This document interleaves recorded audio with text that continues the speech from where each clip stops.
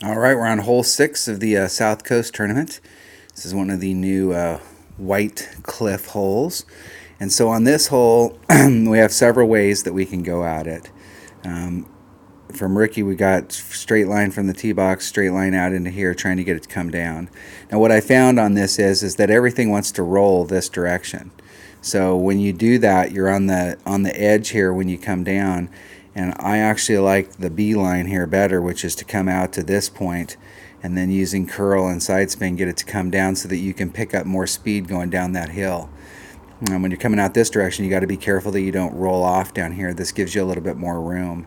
I think the shot to take here, this out here is going to put you in your long iron range.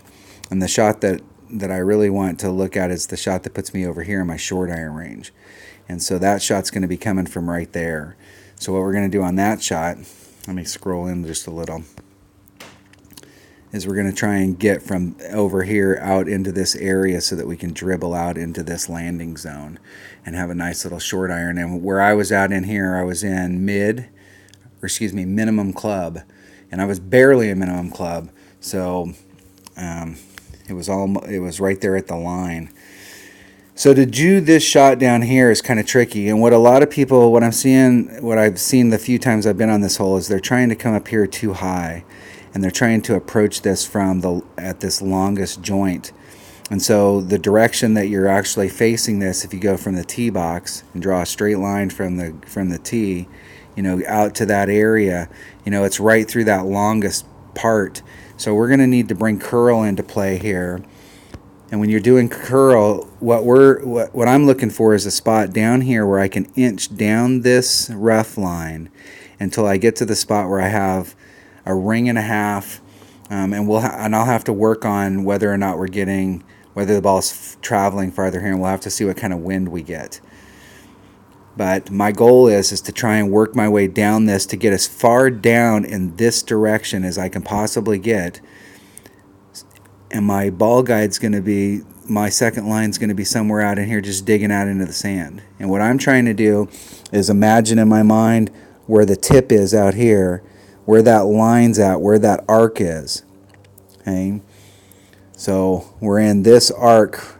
Let me get my pen back working. We're in this arc right here, out there for this tip, and my ball guide's pointing out here, and so I want my ball, that second landing spot, to be past that imaginary line so that when I apply curl, it'll bring it back over here and it's going to actually land in the fairway. So when we set the ball up, we're going to inch down here as far as I can possibly get. And I think when I came at this hole, I was using a katana. In the video that I'm going to show here in a minute, I think I was using a katana. I can't remember. But trying to get that ball using curl to come over here. Now this may be an easier shot if you've got a high enough developed Apocalypse. You still got that distance, because you'll be able to get more curl on it to be able to bring it back. But I think that this is one of those shots with an Apocalypse that you could actually over curl it and end up down here risking getting in the rough. It is very easy to do with an extra mile, but you've got to inch your way down. Don't try and approach this where you're trying to get through this widest spot.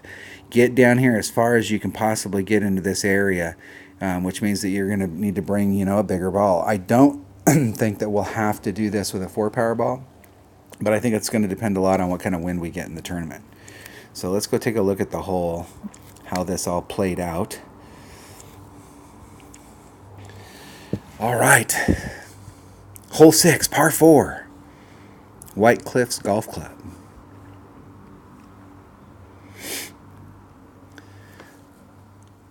So way number 1 is coming out over here and trying to get the carry going with the course. Way number 2 is to go the way that our opponent is. And this way here, you're probably going to have to put on a little bit of left-hand curl just to keep the ball from this area. But I do think that the shot for us to take here in the tournament is the shot that we're doing here, because that's going to put us in our short iron range, and we're going to have a much better shot at sinking this from short iron range than we are from long iron range. And this green is not real easy. It's got a big hill in the front of it. See how our opponent does here? And they are going to end up, it looks like, in the sand.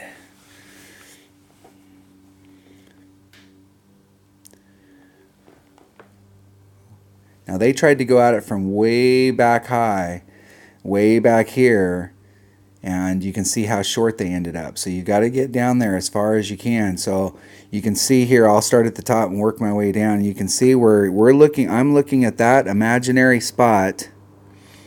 We'll see if we can get it back to where it is.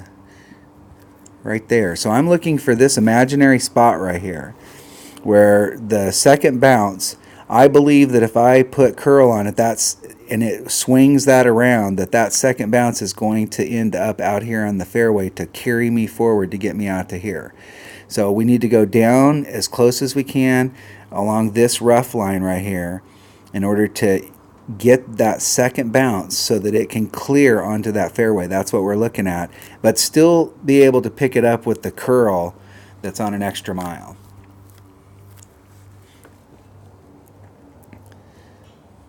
And you can see, and if you watch my videos, I don't like being one ring away from something. So I mean, we're gonna have to get down there, and let's watch this flight and see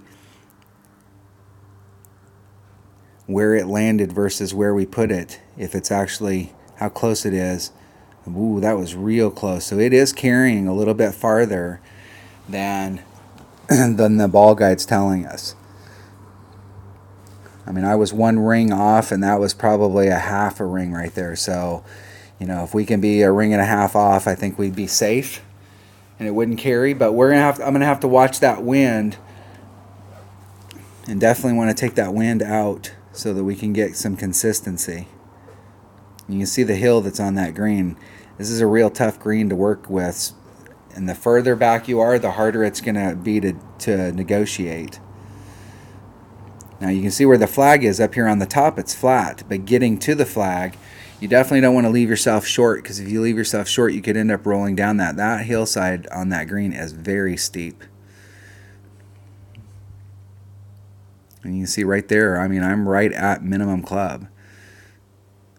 So my level backbone, I barely have enough backspin to get it to come back to the hole and be able to move it forward enough for me to be able to adjust the wind out. Now, minimum club, it's 2.2 per ring, so that'd be 4.4 for 2 rings, so we're a little shy of 2 rings.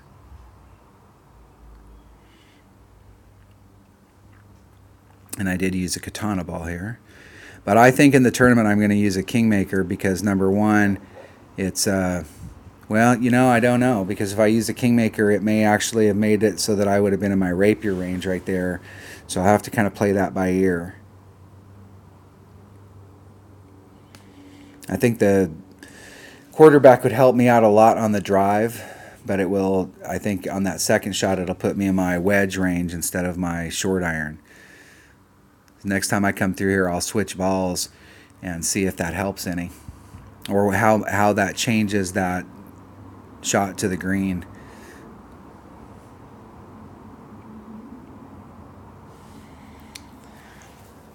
All right.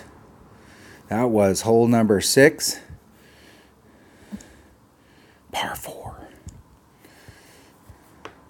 of the Southern Coast or South Coast tournament. Yeah, and I think, like I said, there's 3 different ways. If you don't feel comfortable with this shot here, trying to come over, I think I like the higher shot better because I think it's easier from up here. And I came at this actually with a quarterback, using max topspin and just a slight bit of overpower, and I was using a katana on it as well. And if I would have used a Kingmaker, it really would have helped me here.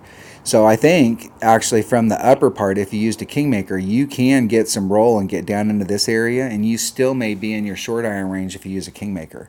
Because if you're in this area right here, and I would have with a katana, and I'm right at my red line right there, that red line is going to get pushed forward if I'm using a 3 power ball. So my short iron would have been here, so I would have been in my rapier range.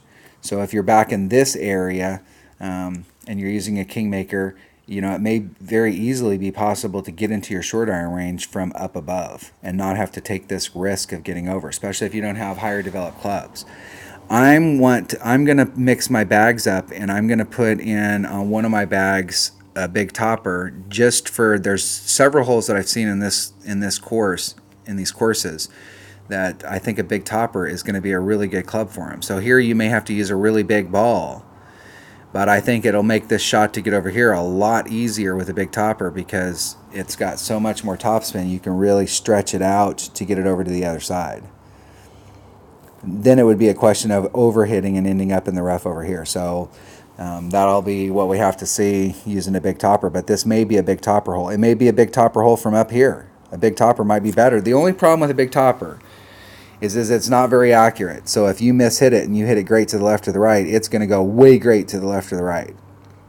And I did like this shot up here from the front with a quarterback, and I think it would be even better with a quarterback and a kingmaker, where you could really get up here and really get that ball down and not using overpower, just using the slope of the course because it flows down in this direction. So if you can get it skipping across the course with any speed, it's going to go a long ways. All right, that was hole 6, par 4. Thanks for watching.